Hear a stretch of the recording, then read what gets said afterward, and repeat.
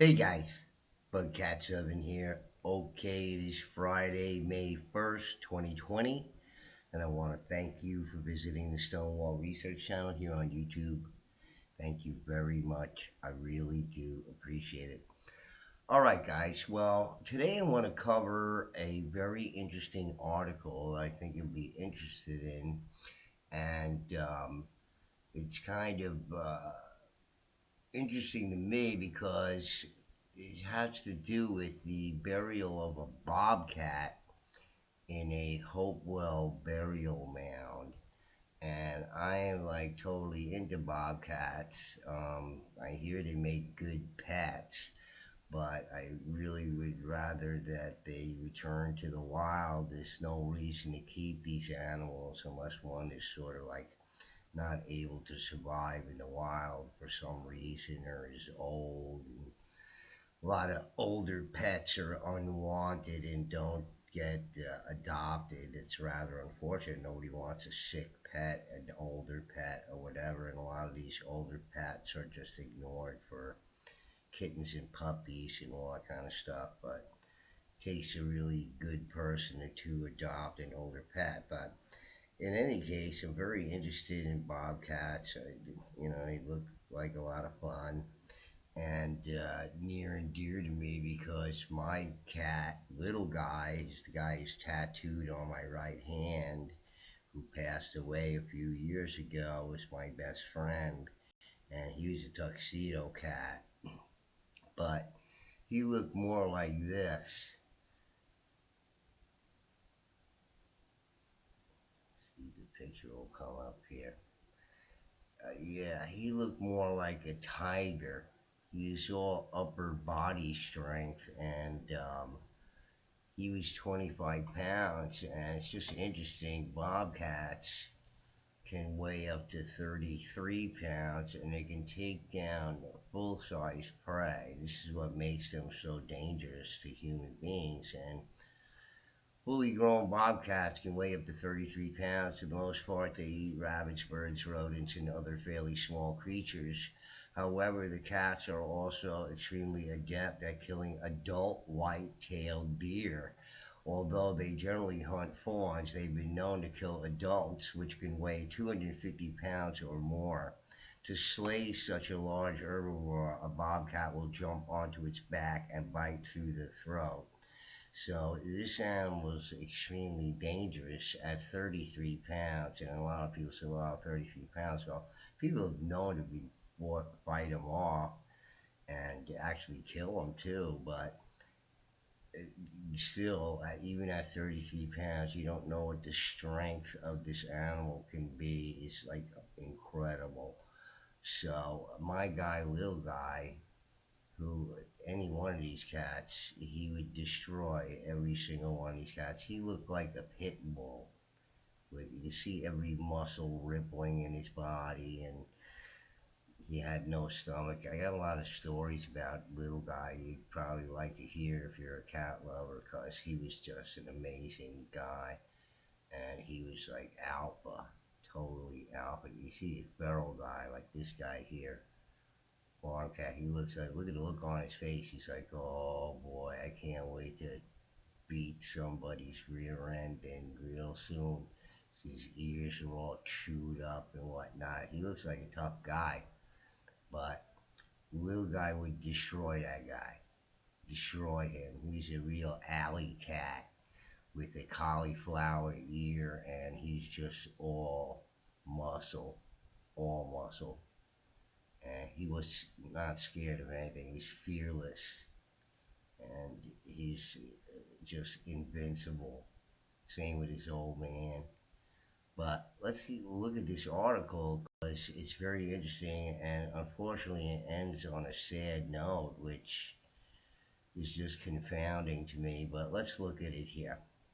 And here's a bob kitten, as they're called. That's what they're really called. Perhaps resembling one Native Americans buried 2,000 years ago in a Hopewell Mound, according to this article from 2015 in Science. About 2,000 years ago, in what is today western Illinois, a group of Native Americans buried something unusual in a sacred place. In the outer edge of a funeral mound, typically reserved for humans, villagers interred a bobcat, just a few months old and wearing a necklace of bear teeth and marine shells. The discovery represents the only known ceremonial burial of an animal in such mounds and the only individual burial of a wildcat in the entire archaeological record, researchers claim in a new study. Well, I guess you could say entire archaeological, so far. They never put that so far on the end of it, but it's unusual, I guess. It's the only ones ever found. The villagers may have begun to tame the animal, the authors say, potentially shedding light on how dogs, cats, and other animals were domesticated. Well, yes, often the young are found, and that's a good way to do it. Although it's never sort of mentioned directly when they talk about these things, domestication of animals. It's surprising and marvelous and extremely special, says Melinda Zader, a zoo archaeologist at the Smithsonian Institution's National Museum of Natural History in Washington, D.C. But Zader, who is not involved in the study, says it's unclear whether these people treated the bobcat as a pet or invested the animal with a larger spiritual significance. The mound is one of 14 dirt domes of various sizes that sit on a bluff overlooking the Illinois River about 80 kilometers north of St. Louis. Their builders belonged to the Hopewell culture, traders and hunter gatherers who lived in scattered villages of just a couple of dozen individuals each, created animal inspired artwork like otter shaped bowls and ceramics engraved with birds. Villages would come together to bury people in these mounds, unquote, says Kenneth Farnsworth, a Hopewell expert at the Illinois State Archaeological Survey in Champaign. Quote, it was a way to mark the area as belonging to your ancestors, unquote. Well, we know from more recent mainstream archaeological research in Indiana that it seems that most likely that the Hopewell and the Adena were contemporaries and lived in a relationship where the Adena, who were larger in stature, were the royalty, and the Hopewell were the subjects in directly similar fashion to the Watusi in Africa and the Tutsi people. Same identical sort of relationship. As they found out more recently in 2018, I believe, archaeologists rushed to excavate the mounds in the early 1980s because of an impending highway project. When they dug into the largest one, 28 meters in diameter and 2.5 meters high, they unearthed the bodies of 22 people buried in a ring around a central tomb that contained the skeleton of an infant. They also discovered a small animal interred by itself in this ring. Marine shells and bear teeth pendants carved from a bone lay near its neck, all containing drill holes suggesting they had been part of a collar or necklace. The Hopewell buried their dogs, though, in their villages, not in these mounds, and the researchers assumed the animal was a canine. They placed the remains in a box, labeled it puppy burial, quote unquote, and shoved it away in the archives of the Illinois State Museum in Springfield. And here is the parts of the necklace, the shell, and the bear claws.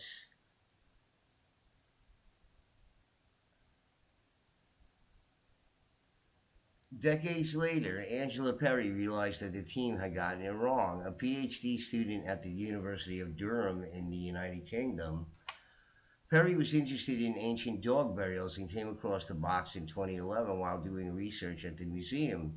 Quote, as soon as I saw the skull, I knew it was definitely not a puppy, unquote, says Perry, now a zoo archaeologist at the Max Planck Institute for Evolutionary Anthropology in Leipzig, Germany. it was a cat of some kind. When Perry analyzed the bones, he found that they belonged to a bobcat, likely between 4 and 7 months old. The skeleton was complete, and there were no cut marks or other signs of trauma, suggesting to Perry that the animal had not been sacrificed. When she looked back at the original excavation photos, she saw that the bobcat had been carefully placed in its grave.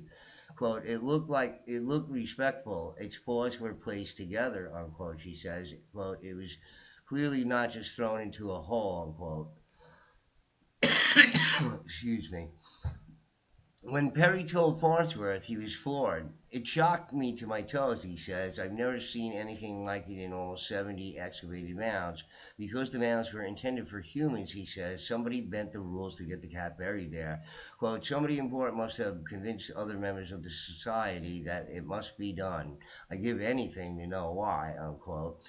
Perry, who reports the discovery with Farnsworth and another colleague this week in the Mid-Continental Journal of Archaeology, has her suspicions. The pomp and circumstance of the burial, she says, quote, suggests this animal had a very special place in the life of these people, unquote, and the age of the kitten implies that the villagers brought it in from the wild, perhaps as an orphan, and may have tried to raise it.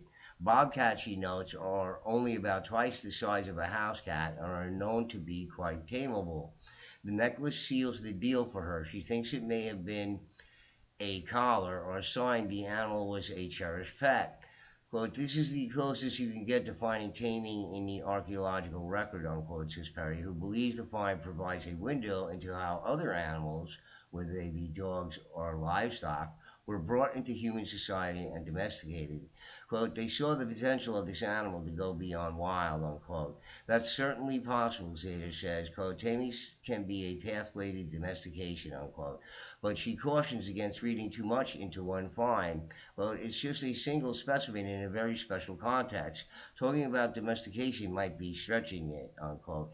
If the Hopewell really viewed the bobcat as a pet, she said, they would probably have buried it in the same place as their dogs. Instead, she suspects that a cat may have had a symbolic status, perhaps representing a connection to the spiritual world of the wild.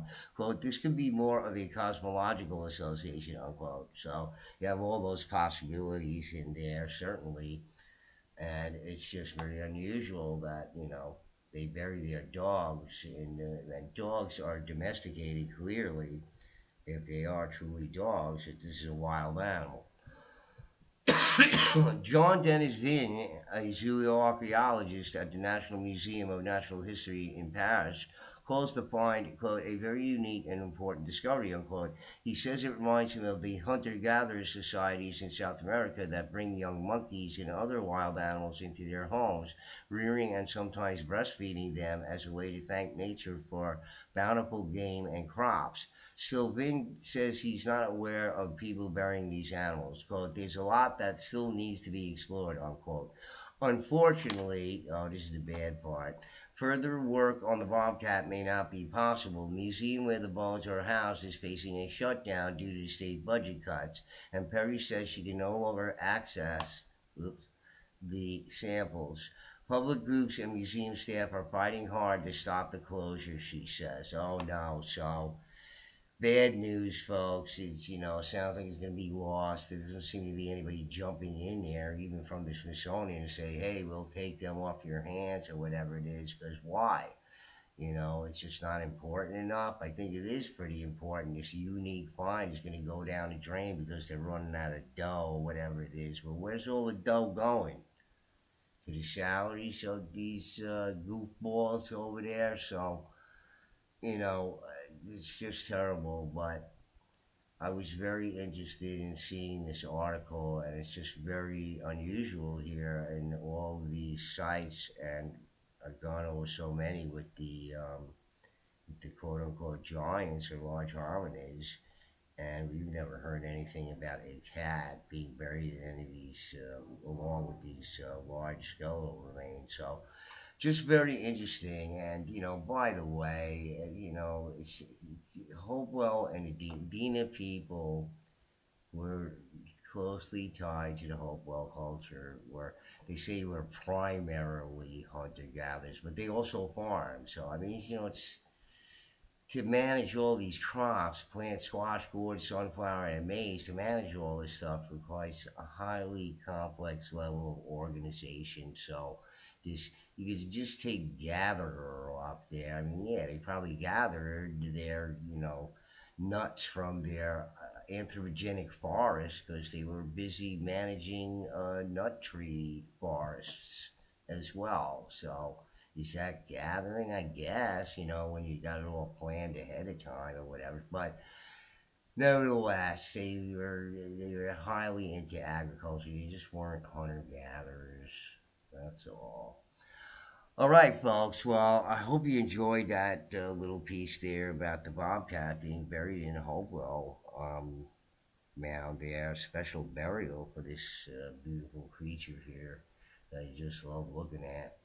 And he's a big old guy there. That guy, look, they always say it's, there's something wrong with the animal when it attacks humans or whatever it is. They don't understand about the alphas, so they don't want to talk about it or whatever. But cats who are alphas, like this feral guy right here, they're like fearless. You see, they feel their power is what it is. It's you can stomp your foot at him or whatever. You stomp your foot at little guys. You'd be like, "What? I'll tear your leg off."